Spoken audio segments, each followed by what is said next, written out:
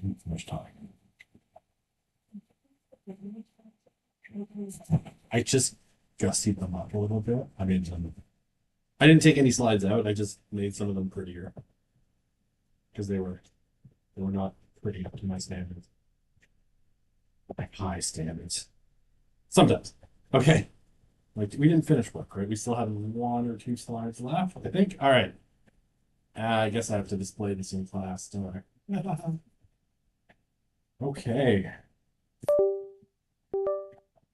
So I think we ended off on that slide. We won't go back to it. All right. So on the agenda for today,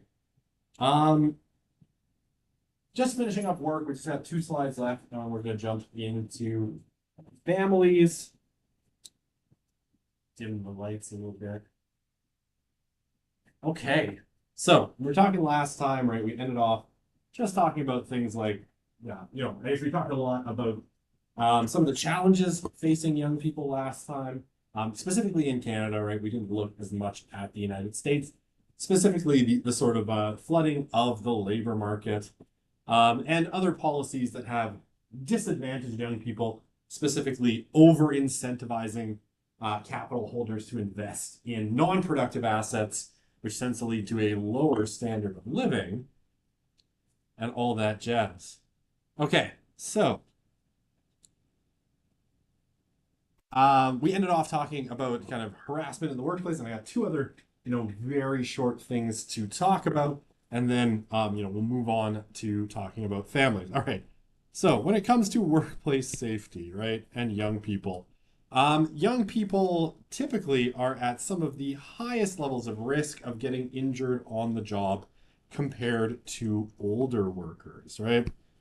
So why is this? So workplace injuries for young people are pretty endemic, and we see lots of injuries of young people in work. All right, so most typically they're not unionized, right? Young workers are the least likely of any workers to belong to any kind of union. So they have very, very poor representation and very little ability to advocate for themselves. Because they are young, right? The jobs that they do are typically unskilled or on the lower skilled end. A lot of them involve more physical labor than jobs that older workers and more skilled workers are doing.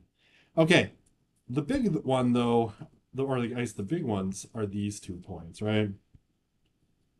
Young people tend to work in jobs where there is poor safety training because of high turnover. And this is, pretty straightforward. Companies are mandated legally to provide some degree of safety training.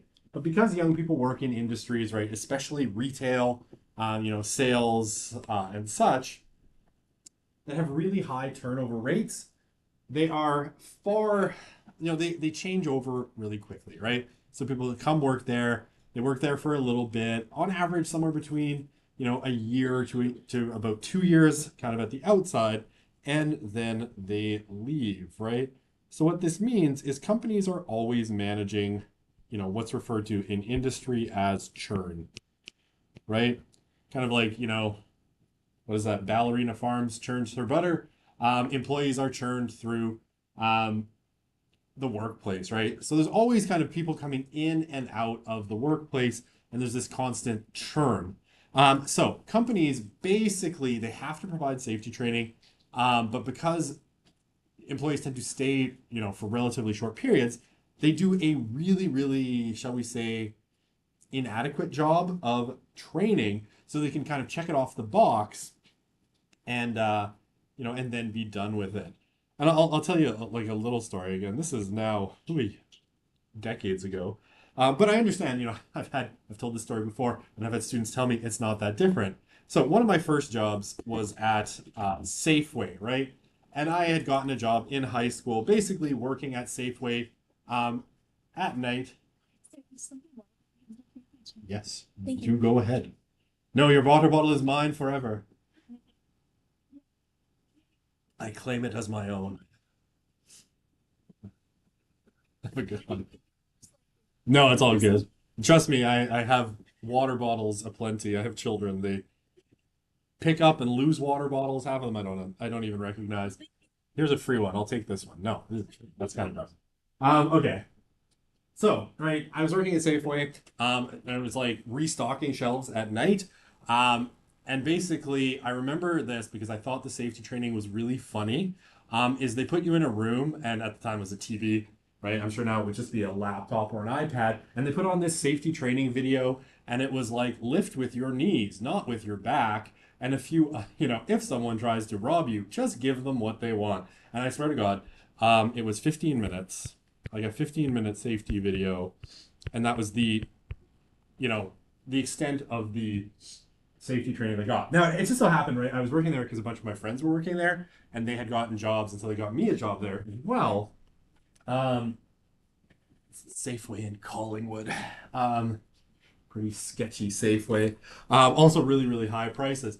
So I was working there, right? And like two or three of my friends who were working there, and there's about five of us, injured their backs, right? Because they were lifting not with their knees, they were lifting with their backs, and you're lifting stuff onto high shelves. And we are like 17, 16, 17, 18, and we're stupid. So we were like, you think you're invincible and you do all sorts of stupid things. Those are the kinds of injuries that you see, right? Poor safety training, gets you that. I remember my one friend dropped like a flat of Campbell's soup on his foot and broke a couple of his toes, right? That was another thing. I think we were supposed to be wearing steel toe boots, but none of us did because nobody checked, because nobody cared, right? So poor safety training and high turnover are endemic. All right, the other one is what's called, and this is key, hang on, I'll clear off what I doodled so I can doodle some more. Love doodling on my slides. My laptop couldn't connect to the internet yesterday for my other class, and I was denied the joy of doodling on my slides, and it just isn't the same.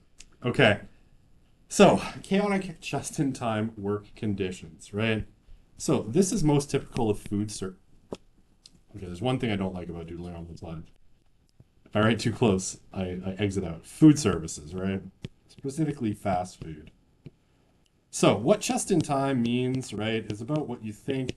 It means that, well, most companies in, like, say, food services could estimate roughly how much food they would need to produce on an average day, right? McDonald's, like if you go to any McDonald's, right, they have metrics going back for as long as that restaurant has been open of how many burgers and whatever else they sell, they've sold on an average day. You can go back to what's today, February 11th or 12th? 11th. You go back to February 11th for as long as that restaurant's been open, and they could tell you how many burgers they sold that day, right? They keep all of these things in giant spreadsheets. So they could estimate roughly how many cheeseburgers they need and Big Macs and all that on any given day. And you could pre-prepare them, right? So they're sitting there and waiting. But here's the truth. Nobody wants a hamburger that's been sitting under a heating lamp for 20 minutes, right? Kind of gross. So what they do instead is what's called just-in-time preparation. So when you roll into that McDonald's drive-through, or you walk into the restaurant and you make your order, they start preparing it then. So this does a couple of things, right? It reduces waste, and it means that you're responding exactly to customer demand. So, all of that food that if you pre-prepped, you'd throw out X amount of it, you don't end up throwing out any. So it's really good for companies, right? Reduces waste, customers are happier because their stuff is fresh, and all of that fun stuff. What it does, however, is it makes working conditions chaotic, right? Because, and roughly speaking, busy time for lunch, say at any McDonald's, is going to be from about 11 to 1. And the bulk of their kind of orders at lunchtime, right, until the dinner rush, is going to be compressed in that window, which means that is a really crazy time to be working at that particular restaurant. So what happens? Well, safety standards get ignored, right? All sorts of rules that you should be following in terms of safety in food preparation. You don't do because, you've got 400 orders for French fries coming in, and you just have to basically fill those orders and get through it, right? So it is chaotic. So number one injury for young people is grease burns. right, in the workplace. Typically, right, they're working in food and they get a grease burn, and that is the number one injury that we see in young people. And it's largely because instead of taking the precautions you should when working with like hot oil, they don't do that, right? And they're just, you're turning around, you're trying to get as many French fries and burgers out the door as you can, responding to that stress, and you get injured or burned. So we see a lot of this, and any chest for time industry, right? While they are very efficient and good for the companies where people work, chances of injuries get much higher because they're chaotic, right? Okay. And the last two, right? So subject to crime, right? Especially in retail, because young people make up the bulk of retail staff, right? When you get robbed, and I know I've had students that this has happened to, right? Especially if they worked in liquor stores, right? Robberies are fairly endemic in liquor stores, especially late at night. So they could be subject to crime. I remember the one student telling me, when we were doing our safety training, the what was it that the company said? It was when it was still Liquor Depot. Now I can't remember what it is now. Liquor Barn or something. Who cares? It was like, don't do anything to stop anyone from stealing liquor. The liquor is insured, you're not, which is, I think, supposed to be heartening to the employee, but I find rather depressing, right? That you would insure the liquor, but, no insurance for your employees. So that can be a source of injuries too. Robberies are chaotic, right? And even if you give people what they want, there's still chances for injuries. And young people, right, typically get blamed for their own problems, right? I know my one friend, Tyler, who hurt his back quite badly. You said, well, did you lift with your knees? And it's like, well, you should have been lifting with your knees or you wouldn't have gotten hurt, right? So young people are usually made to feel like it was their fault they got injured at work. All right. So last slide for work, and then we're going to talk families. Okay. So work, of course, is that sphere where educational inflation and credentialism really comes into play. So we talked about these concepts when we talked about education, right? More people are getting degrees, and more employers today are looking for degrees, even in jobs that don't require them. So, as I said before, increasingly, right, to get ahead, to get those really good jobs, you need something higher than a bachelor's degree. Typically, bachelor's degrees now, in a lot of cases, are entry-level degrees to get you just in the door, right? And yeah, low-skill jobs like Enterprise Rent-A-Car, where I worked for 3 long, grueling years, and I still have nightmares about it. Honestly, still do. Sometimes I'm like, how am I working at Enterprise Rent-A-Car again? And it's like, oh, I understand what's happening. It's a nightmare. It's weird when you have awareness that you're in one of your own nightmares, but it happens to me with some regularity. Okay, so right, when I was working there, they would only hire someone with a 4-year degree. Still can't figure out why, but whatever. Okay, so that speaks to this thing that we talked about. That started with Gen X. That education has been shifting over time from being about bettering students, right, and giving them a developed worldview, some kind of philosophy, meaningful philosophy of life, having them contribute to their communities, to just being about producing credentials. And this has knock-on effects on the education system too, right? It's just when we talk about places being diploma mills, right, or degree mills, that's largely what it is, right? So it's changed the character of education, and it's changed the type of students that tend to go to universities as well, right? It used to be people that were highly motivated to learn, and now it's just like, well, I have to go because I need the credential to get into the market. And there's nothing wrong with that motivation inherently. It's just a difference from past generations.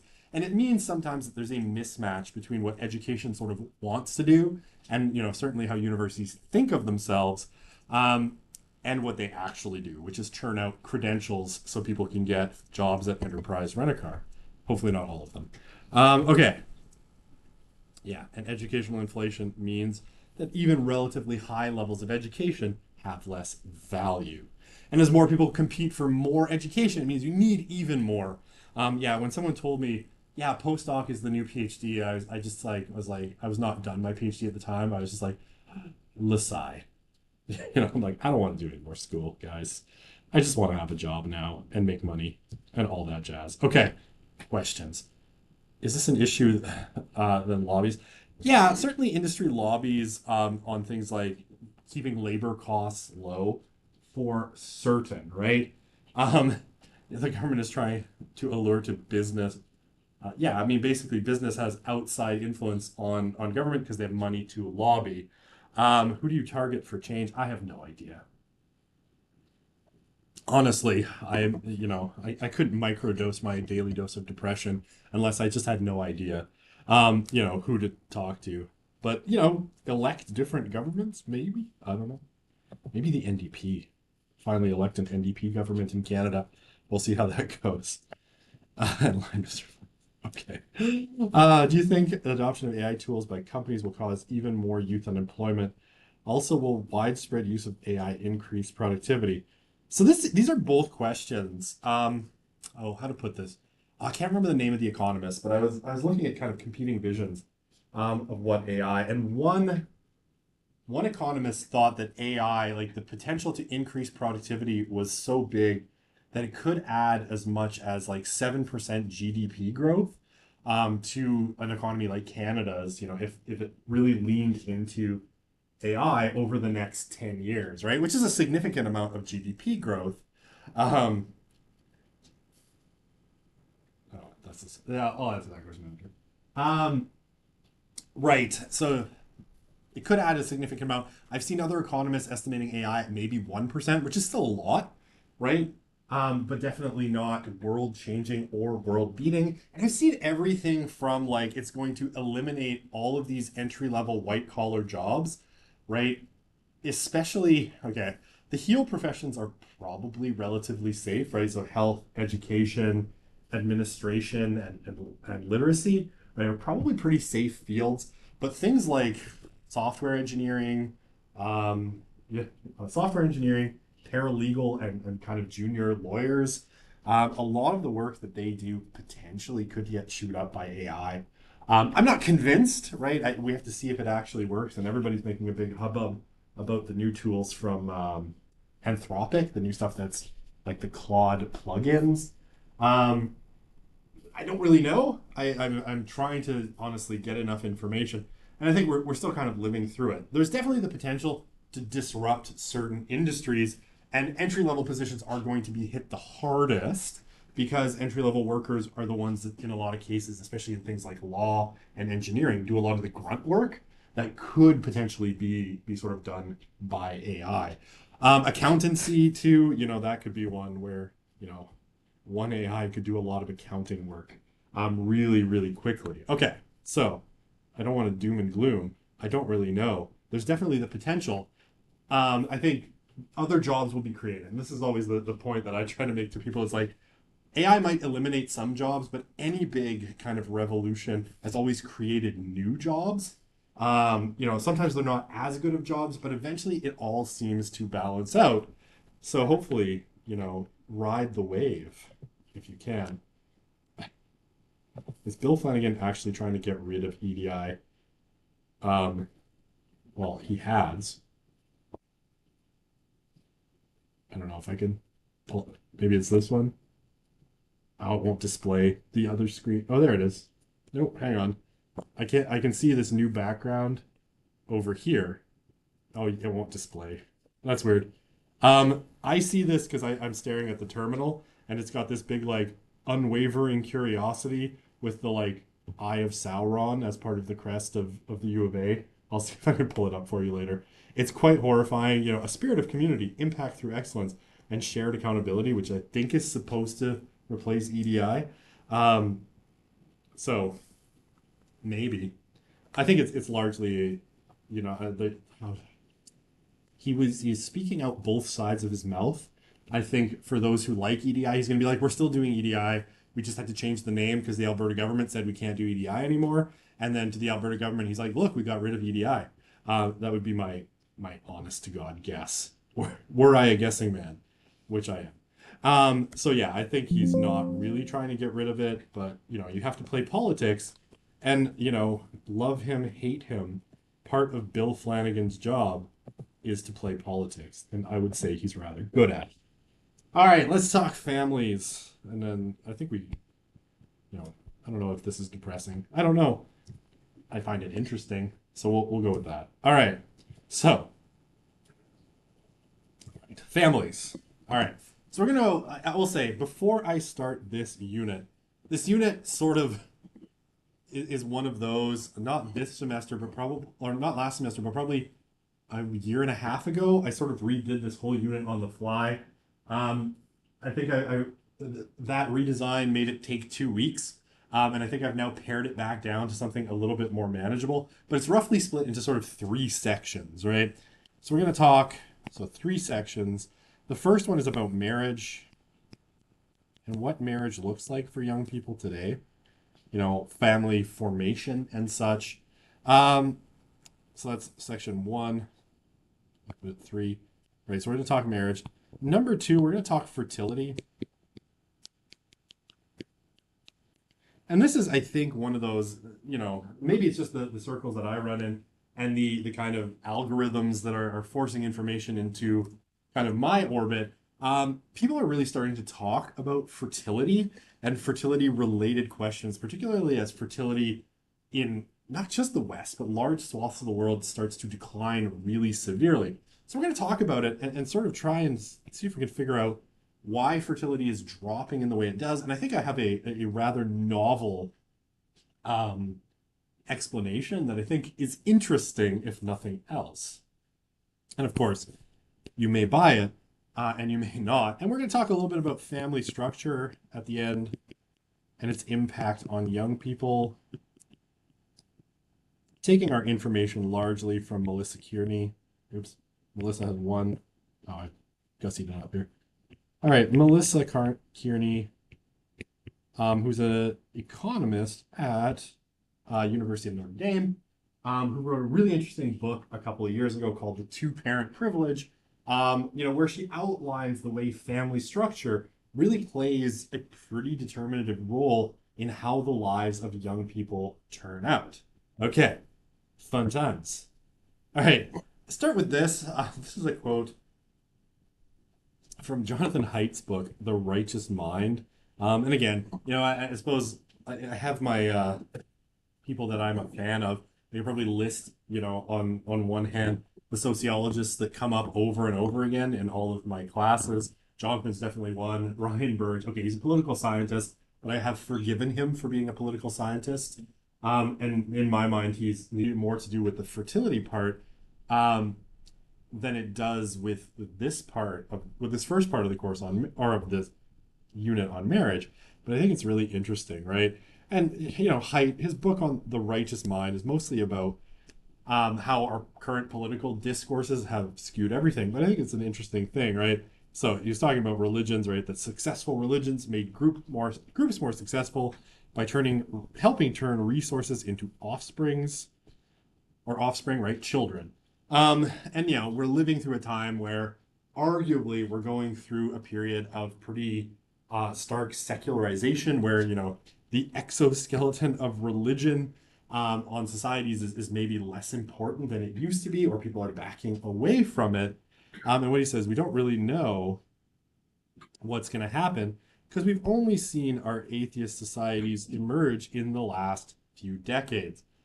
But what I think is interesting here, and why I bring up this quote, is this last part that, the societies that are most secular are the least efficient ever known at turning resources, which they have a lot of, into offspring, of which they have few, right? So more on that in a sec, right, when we talk fertility. But I think it's an interesting kind of point to pose.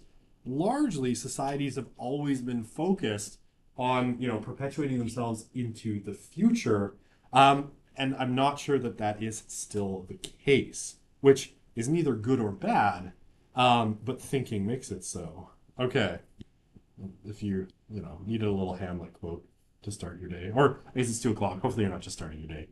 I'm certainly not. I'm going to blame it on the fact that I had a lunch with the dean or the chair of the department for this new job candidate they're hiring for a teaching position.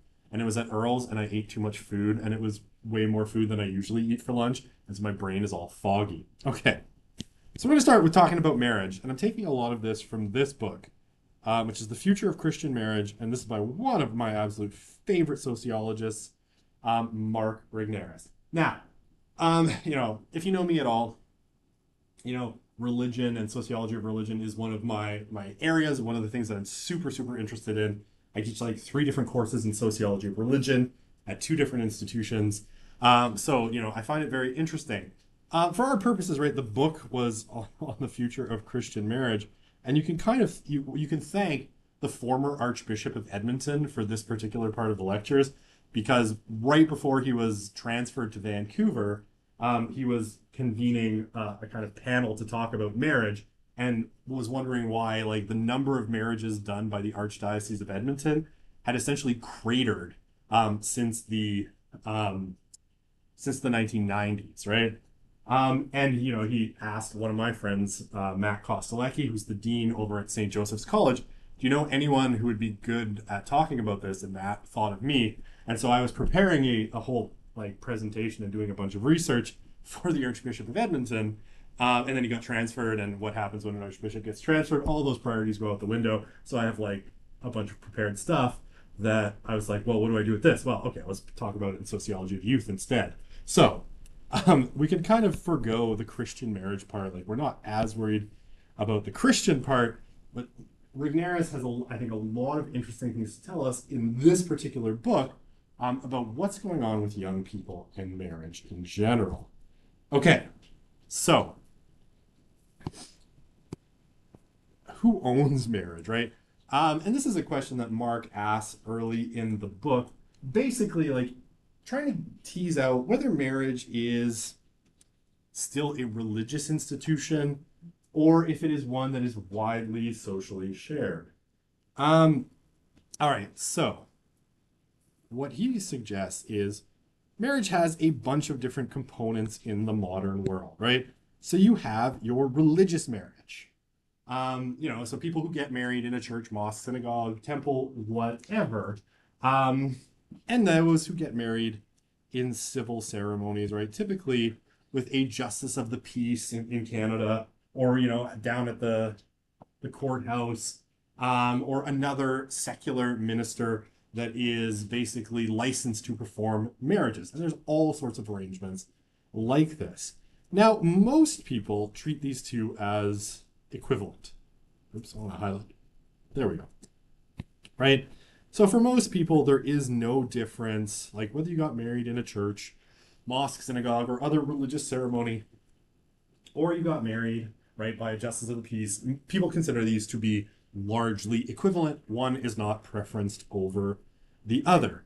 Now, what's shared in kind of essentially all visions of marriage, both civil and religious, is kind of these things, right? It's an old civic institution and that serves a protective purpose, right? And largely, it helps with a bunch of things. The care of children, right? So most people, and we'll talk about this as we go forward, assume that, if they get married, children are going to come out of that arrangement. Childless marriages, right, are increasingly common, but it's still not the norm. When people get married, usually part of that bargain and part of their expectations is that they will have children, and marriage is essentially a civil union or a kind of relationship that's meant, to foster the care of children. It governs largely the ownership and inheritance of property, right, between spouses, with the provision of, legal rights for the spouse over the property if the other one dies, and right, the legal right to act on behalf of an incapacitated spouse, right, is largely understood, right? You don't need to sign special documents to give your spouse, power to make medical or other decisions for you if you're incapacitated. That's assumed legally with marriage. And marriage remains relatively popular, right?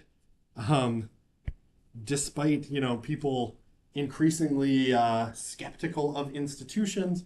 A 2018 poll by the American Political and Social Behavior Survey, or the American Political Social Behavior Survey, found that 2/3 of Americans disagreed with the opinion that marriage is an outdated institution, right? So 2/3 of them still seem to be somewhat in favor of marriage.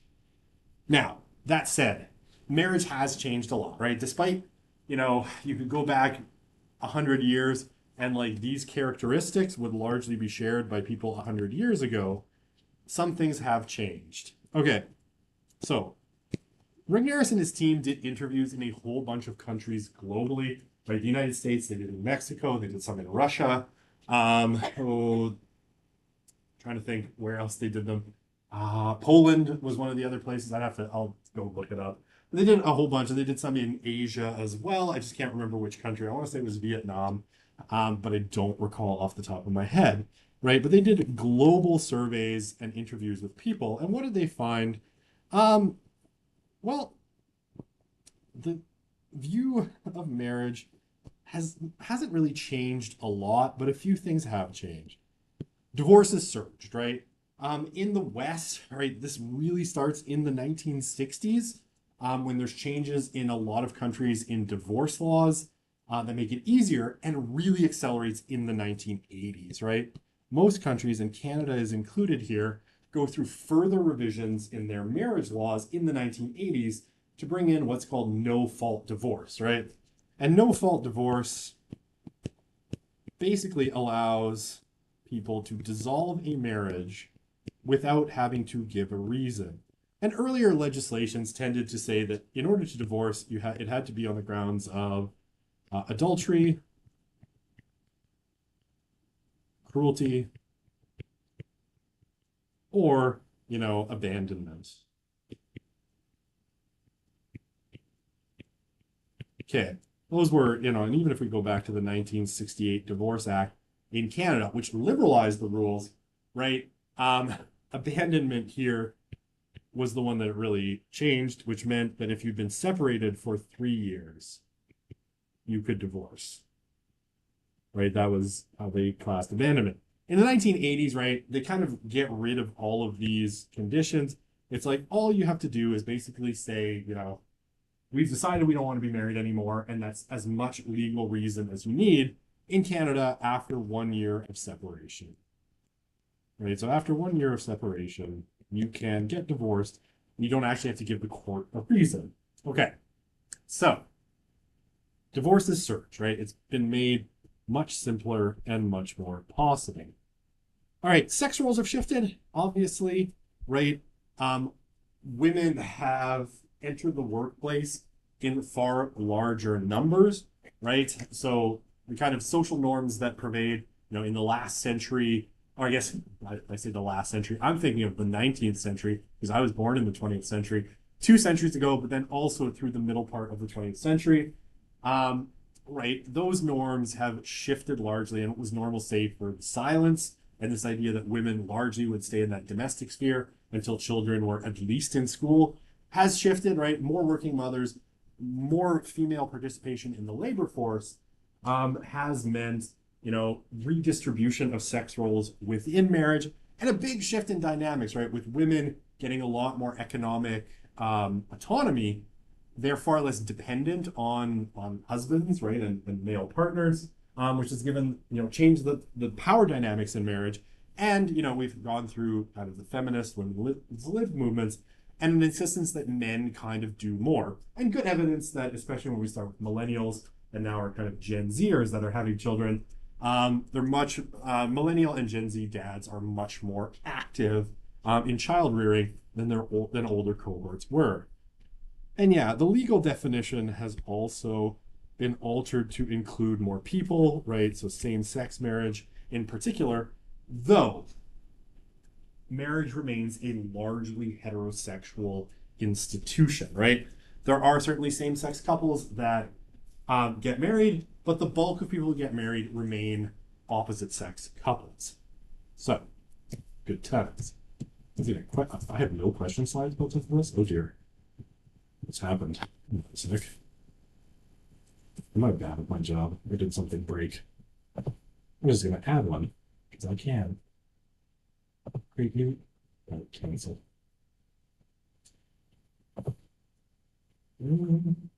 Okay. If anyone asked a question at this point, let's just add a few. Thankfully, it's not hard. All right, we'll go with that and scroll back again over time. All right. I don't even think it's working. Dear God. What do you like order for girls? Oh, that's the question. It's like Korean. I don't even know how to pronounce it. Bimbap or what's that? Bimbap? Yeah, it was really good. Like I honestly, I'll say I genuinely enjoyed it. Um, Other people had like Nashville chicken sandwiches, but I thought mine was really good. Crispy rice on the bottom was good. The apartment paid for it. I love it when people pay for lunch. I'm not used to that many carbs though. So I'm a little dopey. All right, I'll have to scroll back to that one because apparently my other questions aren't working. Well, I'll fix that later. Okay, so what's our biggest change and how am I doing for time? Oh, I'm doing so good. 12 minutes. Awesome, saucy. Okay, the biggest change. So the argument that Rigneris makes largely through this book, and he's following, he didn't come up with this term. He's taking this from another sociologist named Andrew Cherlin, who deserves credit, is that marriage for younger cohorts, right? And again, this kind of started with Gen X, becomes really prominent with millennials, and is probably the norm for Gen Z. It shifted from, what used to be the norm, which was considering marriage as the foundation of adult life, to considering marriage as the capstone of adult life, right? And this is it's not, I was going to say it's a subtle difference. It's actually not. It's a pretty stark difference, right? And what Cherlin suggests, and Rigneris following him, says that, a foundation is essential, right? So if we went back to our boomers, right, and we went back to our silence, they largely would have considered marriage as an essential part of moving into adulthood, right? You need it to build that adult life. A capstone is a kind of a decoration, right? It's the finishing touch on an already completed structure. Rigneris says it's a moment in time, right? And you kind of see this in the way people treat marriage today, right? Marriage is that thing that happens once you've got your life together, right? You get the education, you get the job, you do your travels, right? You work on yourself as a person. And once all of that's done, you find someone you want to settle down with, and you get married and then you have kids, right? That's the capstone model. The foundation model is more like, okay, you get out of school, you find someone that want to marry, and then you marry that person and you build an adult life together. Capstone, you build your adult life by yourself, and then you add that other person and children and all those accoutrements of adulthood. Foundations, right? You do it the other way, right? You start with marriage and you build adulthood from there, right? So this quote on page 38 of the book. When people are building their lives, marriage is widely understood today as an achievement attained by each, right? So each partner, not the beginnings of constructing an adult life together. And most no longer think of marriage as a formative institution, but rather the institution they enter when they are. I'm going to highlight this again because I think this is important. When they are fully formed, right? So it's two fully formed adults coming together to get married, right?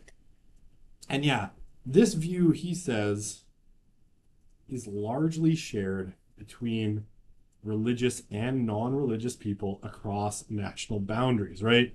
It seems to have kind of started in the West, specifically like kind of in the United States, and then sort of spread globally as a sort of normal way of doing things, right?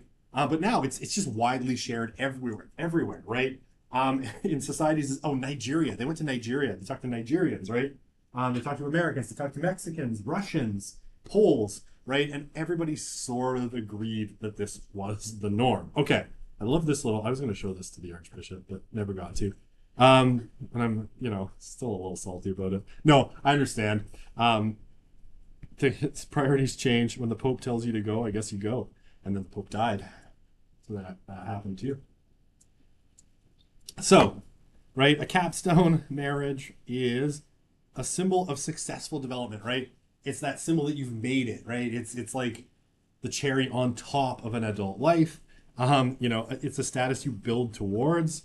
And what does it result in? Well, it results in fewer and later marriages, fewer children, and marriage is an aspect of, you could say, like a therapeutic culture, right, where the emphasis is on personal satisfaction and fulfillment, right? So the institution of marriage becomes just another thing in a therapeutic culture.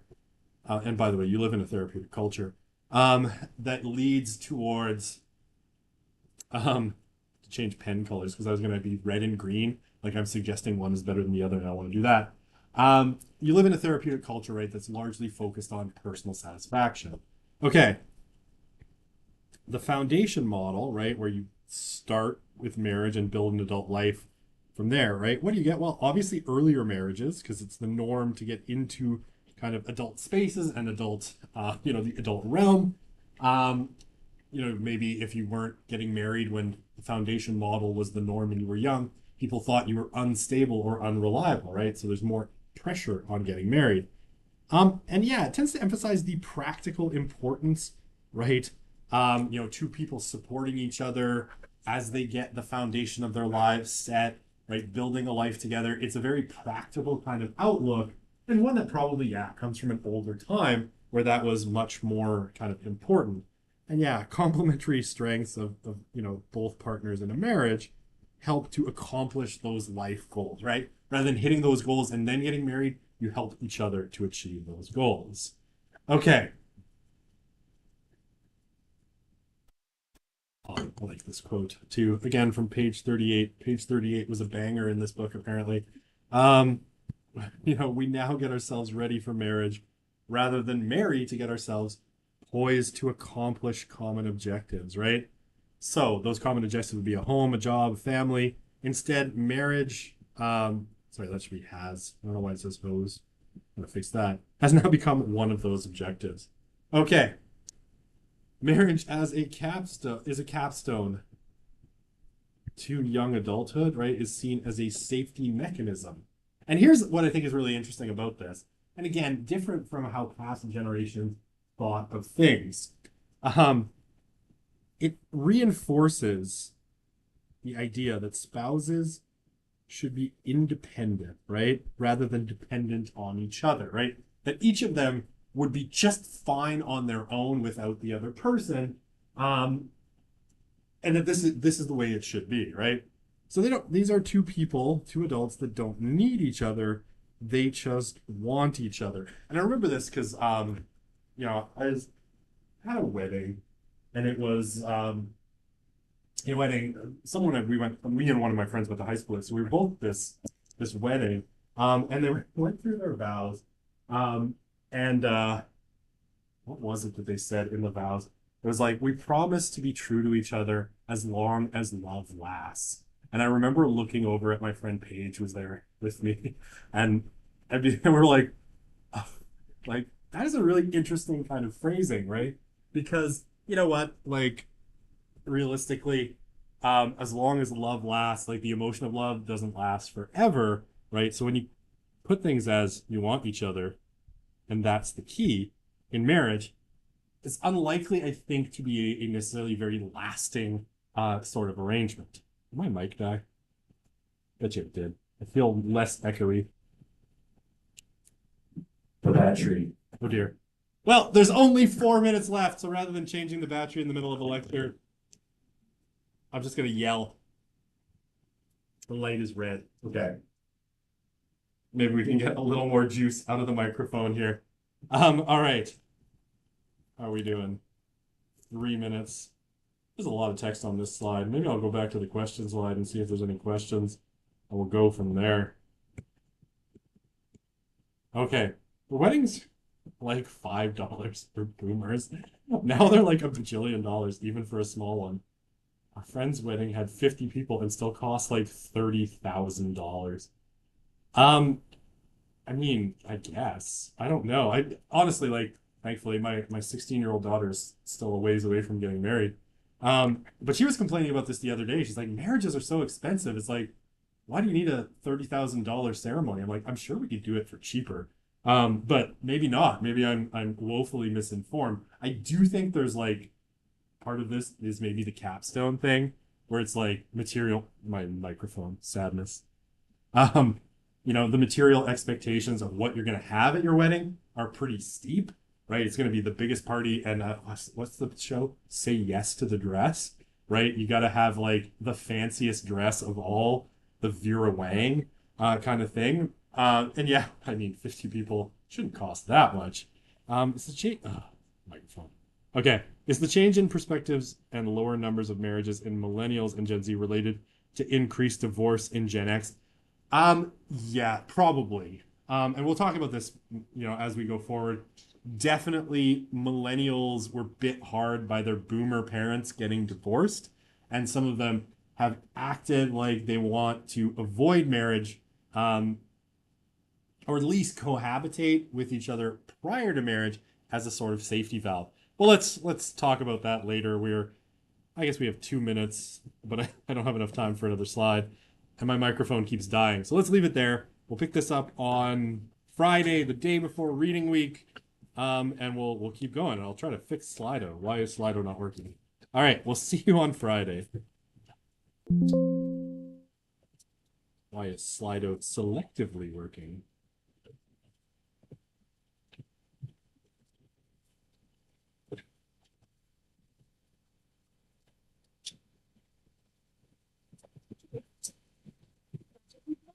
You as well.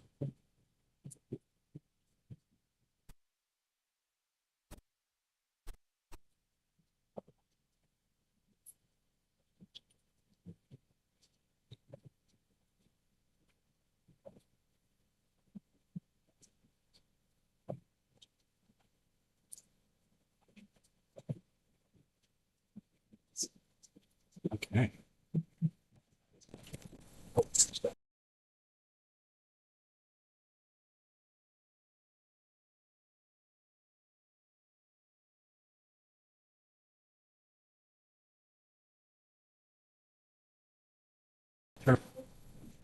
Paka paka.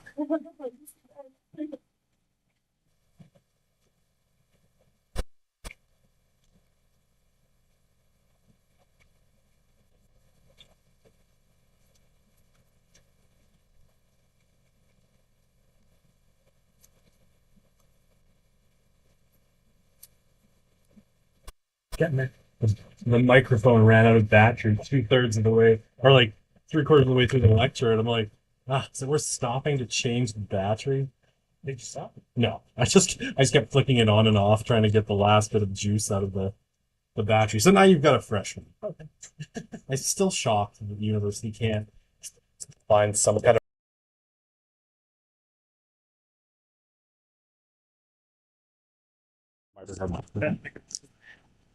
Yeah. Well, whoever it is that has this class before me almost always, or maybe two people before them, almost always leaves